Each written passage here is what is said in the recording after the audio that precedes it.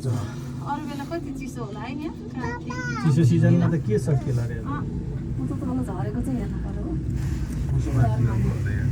के डर मान्नु मजाले नहेरेर मलाई त हाइटदेखि साह्रै डर लाग्ने आज हो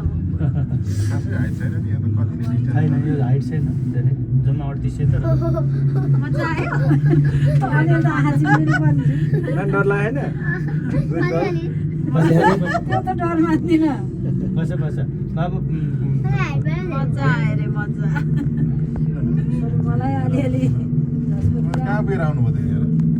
हामी त निकै तल पुगेको थियौँ नि उयो गहिरोमा। अहिले म देखाउँछु हजुरलाई तल यो त्यो के अरे डाँडोबाट गहिरोमा पुगेको थियौँ हामी। ऊ त्यहाँ पुगेपछि छोराले सम्झेको आमा कति राम्रो बाटो रहेछ है हिँड्दै बाटो आउनेको त फेरि सबै उ रहेछ के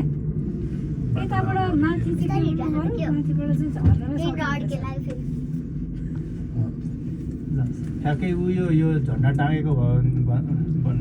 अझै तल कस्तो डर। उयो यो यो उयो निर उयो यो यो के अरे निगालहरू बोकेर होइन हिँड्दा यो यहाँनिर ठ्याक्कै यहाँनिर आएपछि सम्झिहाल्छ हामी ठ्याक्कै गुराँस कति थरीका त है 200 कति थरीका पिङ्कल छैन नि छोडेर बिहान काली चोक आएर त्यो सुभरि घुम्ने गरी आउने हाम्रो है यहाँ के नभए कुरी नै आएर बसेर होइन यो चाहिँ हजुरको अहिले हावा लाग्ने सिजन भयो हेर्नु कस्तो छ्याङ्ग भएको अहिले छाङ्ग भनेको चाहिँ ठ्याक्कै कार्तिकमा हुन्छ क्या कार्तिक भन्दा नि अझ दसैँ र तिहारको बिचमा भयो भने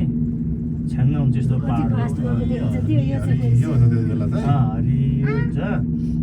अनि फेरि सबै बादल पनि लाग्दैन त्यतिखेर पहेँलो पनि लाग्दैन अनि एकदम फाइन हुन्छ